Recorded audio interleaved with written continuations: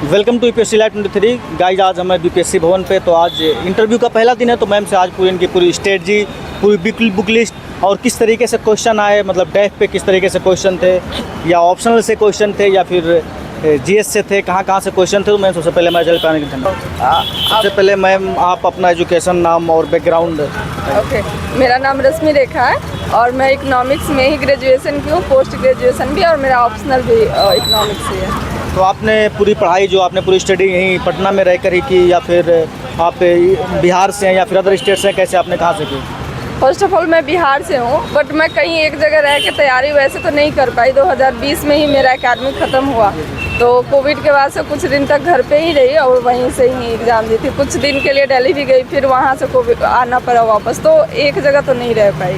मतलब अलग अलग जगह पे, मतलब दिल्ली रहना फिर यहाँ रहना, और एकेडमिक आपका 20 में हो गया। कोविड के दौर में आपने पूरी प्रिपरेशन की, तो आपका प्रिपरेशन किस तरीके से रहा? प्रिपरेशन मतलब कि जैसे आपका जीएस आपने कहाँ से कवर किया या फिर आपने ऑप्शनल कहाँ से कवर किया? आप सबसे पहले आप जीएस के बारे में बताइए। सबसे पहले जीएस की बात करते तो मैंने ऐसा कोचिंग कहीं से नहीं ली थी। हाँ, ऊपर से हर कोचिंग मटेरियल का कुछ देख लिया, जहाँ से जो अच्छा लगा वहाँ से उसको पिकअप करके अपना खुद का नोट्स तैयार करके, और टेस्ट सीरीज़ के लिए मैं परफेक्शन का मतलब ज्वाइन की थी टेस्ट सीरीज़, और आस्था का भी कुछ हेल्प ली थी। इंटरव्यू में भी टेस्ट सीरीज़ ज्वाइन की थी, बट बहुत ज़्यादा दे नहीं पाई, तो मोर और लेस ज़्यादातर डिपेंडेंट सेल्फ स्टडी था, बट यस कोचिंग का कहीं से हेल्प ली। तो ये आपका कौन सा अटेम्प्ट था, मतलब, और आपने कौन से अटेम्प्ट में इंटरव्यू दिया? यस, ये मेरा 3rd अटेम्प्ट था। इससे पहले भी मैं ऑडिटर पे सिलेक्टेड हुआ ऑलरेडी, तो ट्रेनिंग छोड़ के मतलब यहाँ पे आई। मतलब यानी आप जो पूरी तरीके से मैं बोलूँ तो डिप्टी कलेक्टर के लिए आप मतलब आई हैं, या फिर डीएसपी के लिए मैं कह सकूँ तो? ऑब्वियसली सबको मन रहता है कि थोड़ा रैंक अच्छा और अच्छी पोस्ट मिले, बट यस कोई भी मिलेगा तो जॉब तो करना ही है। तो आपने जैसे मतलब हिस्ट्री से कहाँ से किया, ज्योग्राफी कहाँ से किया, पॉलिटिक्स का? आपने बताया कि कोचिंग का इतना कोई रोल नहीं रहा, तो एक होता ना स्टैंडर्ड या फिर एनसीईआरटी, आपने कहाँ से मतलब वो पिकअप किया और अपने क्वेश्चन में पिरोया किस तरीके से? एनसीईआरटी सब कहते पढ़ने के लिए, तो मैंने वो फॉलो नहीं किया था एक्चुअली। मैं सीबीएसई का जो भी बीएससी का सिलेबस है उसको उठाई, और उसके अकॉर्डिंग मटेरियल जहाँ से भी मिला, चाहे वो एनसीईआरटी से मिला, किसी वेबसाइट से मिला, किसी कोचिंग मटेरियल से मिला, उसको पिकअप करते गई और उसी के अकॉर्डिंग करते गए। तो ये मेरा स्ट्रैटेजी था। तो स्ट्रेटजी आंसर राइटिंग आपने किस तरीके से किया ना, कि होता है कि आपने प्रीलिम्स तो क्वालिफाई कर लिया, लेकिन जो आपका मेन रिजल्ट बनता है वो आंसर राइटिंग, यानी जो आपके मेन से ही बनता है। तो आपने मेंस में किस तरीके से आंसर को लिखा और इंटरव्यू दे रही हैं? हाँ, मेंस में आंसर राइटिंग का बहुत ही ज़्यादा क्रिटिकल रोल होता है। मेंस के लिए तो हम लोग को ज़्यादा टाइम नहीं दिया गया था इसमें, और इससे पहले मैं बहुत ही अच्छे लेवल पे मेंस उतना लिखी भी नहीं थी।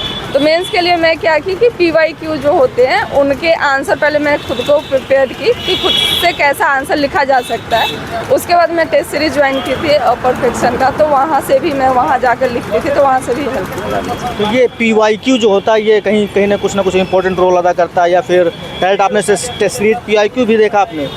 हाँ, PYQ तो बहुत ही इम्पोर्टेंट रोल करता है, तो PYQ के बेसिस पे ही मैं उसको अपना मटेरियल है जो वो तैयार करती थी और पढ़ती थी। अभी जो रिसेंटली बीपीएससी का हुआ एग्ज़ाम, तो मुझे ऐसा लगता है कुछ जो ट्विस्ट हो रहा है यूपीएससी की तरफ कन्वर्ट हो रहा है बीपीएससी भी, तो क्या आपको किस तरीके से कुछ नज़रिए से तैयारी करना चाहिए? जो कमिंग एस्पिरेंट्स हैं उनको मैं कहूँगी कि जो चेंजिंग पैटर्न है उसके अकॉर्डिंग करना चाहिए। मैं तो 67 तक ही दे के उसके बाद नहीं इसमें आगे बढ़ना चाहती हूँ, तो मैं इसको इतना एनालाइज नहीं की, बट जिनको देना है वो, क्योंकि ऐसे इंक्लूड हो गया है ऑप्शनल को, वो लोग ऑब्जेक्टिव कर रहे हैं, तो जैसा पैटर्न है उसके अकॉर्डिंग और एनालिटिकल ज़्यादा पड़े तो उनको हेल्प करेगा। तो ये आपके जो इंटरव्यू आपके किस पे चला, मतलब ऑप्शनल पे चला या फिर मतलब मेनली आपके ग्रेजुएशन पे चला या फिर डेफ पे चला या करंट इश्यूज़ पे चला, किस पे चला आपका? जो इंटरव्यू था वो बहुत ही ज़्यादा रैंडम था, कोई एक्सपेक्टेड नहीं था। ना ही ऑप्शनल से ज़्यादा क्वेश्चन थे, ना ही करेंट से थे। ये मतलब कहीं से भी आपको पूछेंगे, और it is not the test of knowledge but test of personality. तो ये है कि आपको घबराना नहीं है, अच्छे से आंसर देना है। तो आपसे किस तरीके से क्वेश्चन पूछे गए इंटरव्यू में? मेरे से जैसे कि SFG वगैरह से पूछे गए, जो कि उतना आइडिया नहीं था, तो कुछ मैं बताई, कुछ मैं सॉरी भी बोली। और आसियान गेम से भी कुछ पूछे गए थे, बहुत ज़्यादा डीप में नहीं। उसके बाद इंटरनेशनल से कुछ क्वेश्चन पूछे गए थे। और अभी जो रिसेंटली कन्फ्लिक्ट हुआ इजराइल और फिर हमास के बीच में, यहाँ से कोई क्वेश्चन थे? नो नो, यहाँ से कोई क्वेश्चन नहीं थे। वहीं मैं अगेन कह रही हूँ कि ये बहुत ही ज़्यादा रैंडम होते हैं और ये बोर्ड टू बोर्ड भी वेरी करता है कि कौन कैसा क्वेश्चन पूछते हैं। तो आपका बोर्ड कैसा था, फ्रेंडली था या फिर मतलब आपको घुसते ही आपको पता चल गया कि मेरा बोर्ड किस तरीके से है? No, they were very cordial और फ्रेंडली भी थे, बट ये है ना कि आप कैसे हैंडल करते सिचुएशन को, वो तो आपको जज करने आए हैं, तो इट्स डिपेंड अपॉन यू। तो आपने करंट अफेयर से कहाँ से किया, मतलब कोई मैगजीन की या फिर आपने कोई न्यूज़पेपर पढ़ा, आपने कहाँ से किया करंट अफेयर को?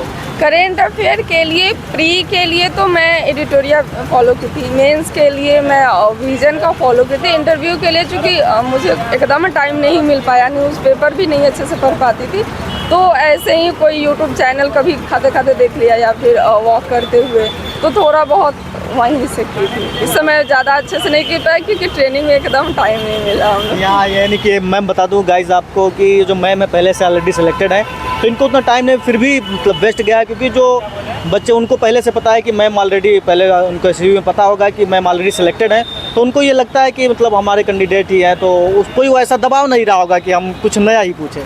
यस, वो तो थोड़ा सा कॉर्डियल थे, बट ये वो तो चेक करने आए हैं तो पूछेंगे ही, तो अगर नहीं आता है तो आराम से आप सॉरी बोल सकते हैं।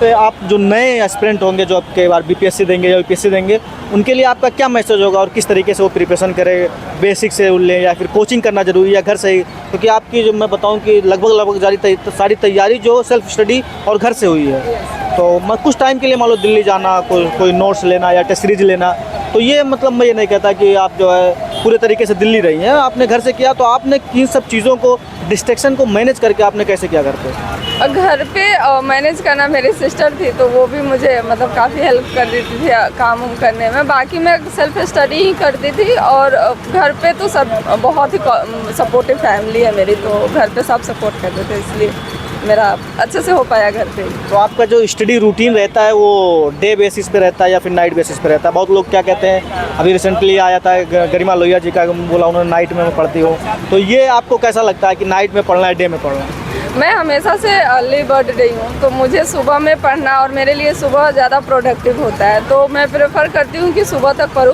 कभी कभी टारगेट मिस हो जाता है या फिर ज़्यादा पढ़ना रहता है तो थोड़ा लॉन्ग चल जाता है, बट प्रेफरेबली मैं सुबह में ही पढ़ना पसंद करती हूँ। तो आपकी जो मतलब क्वालिटी आप एजुकेशन में कहूँ, आपकी कितने घंटे रहती थी? 8 घंटे, 10 घंटे या 6 घंटे? क्या ऐसा कोई डिसाइड होता था या फिर टारगेट की मतलब मुझे फंडामेंटल राइट खत्म करना है तो ये मुझे ख़त्म करना है? किस तरीके से, किस ओरिएंटेड क्या था आपका? यस, एक्चुअली मेरा बोथ था, कुछ लोग टारगेट ओरिएंटेड रहते, कुछ लोग आर्ट्स ओरिएंटेड रहते, लेकिन मेरा दोनों था। मैं कभी कभी अपना टाइम मेजर भी करती थी कि मैं कितने आवर्स पढ़ पाती हूँ, बट कभी कभी ये होता है कि टारगेट भी रहता था कि इतने घंटे पढ़ ले लेकिन इतना टारगेट कंप्लीट करना है, तो वो दोनों रहता था। कभी मतलब ये एक सेट रूल नहीं था, वो फ्लक्चुएट होता रहता, कभी टारगेट बेसिस पे कर लिया, कभी आवर्स पे। ओके मैम, लास्ट मैसेज क्या होगा हमारे व्यूअर्स को? जो हमारा चैनल है स्पेशली वो काफ़ी IAS IPS का इंटरव्यू भी है इस पर, और ये UPSC रिलेटेड यानी UPSC ओरिएंटेड पूरा मेरा चैनल है, तो आपका लास्ट मैसेज क्या होगा?